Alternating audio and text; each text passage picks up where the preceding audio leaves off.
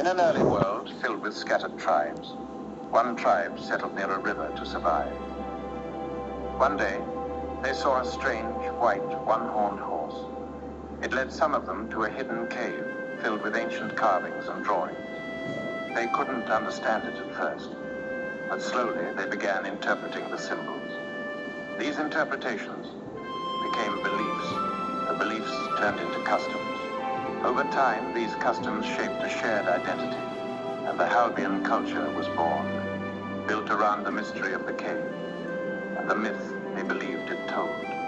Eventually, those customs became a full religion, uniting the people of Halba under one spiritual tradition.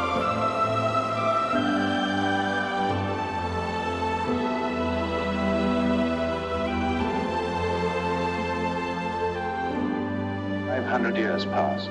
The Halbian people, once united by a shared myth and a sacred cave, were no longer the same. As time moved on, each group developed its own customs. Slowly, they began interpreting their god differently. Disagreements turned into arguments. Arguments turned into quarrels. And soon, every group believed their way was the only right way.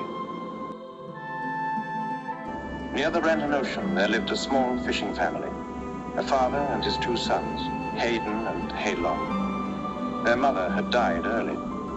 One day, the father went out to sea and never returned. Days later, his sacred chain, marked with Halbian symbols, was found floating on the shore.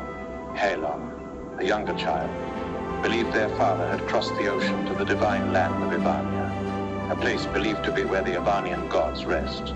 The two boys, believing their father was still alive, began building a raft to follow him. But the villagers didn't support this. Some believed that crossing the ocean was forbidden and would bring disaster. At first, the community asked the boys to stop. Then they threatened them. Finally, they burned the raft, and they burned the boys with it. This ignited the chaos. Some people said killing the innocent children was the reason the land was cursed. Others said the children had brought the curse by trying to cross the ocean. Gods stayed helpless, confused.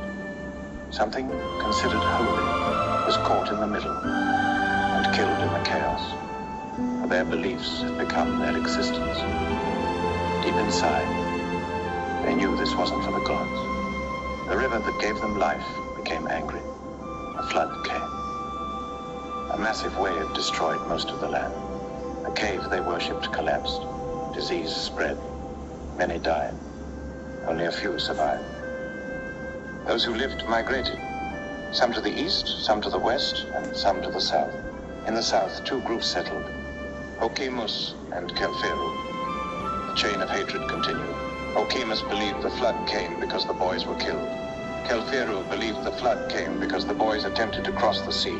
The disagreements between them continued for decades. Weeks passed. Years passed.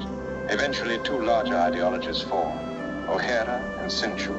They weren't based on tribe, but on values. O'Hara believed peace could only come from mutual respect and understanding. Sinchu believed the chain of conflict could only be ended by removing a group and their beliefs. The two ideologies grew over time.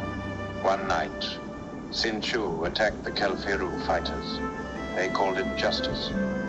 Okimus supported them. O'Hara condemned the violence. But now O'Hara was a minority.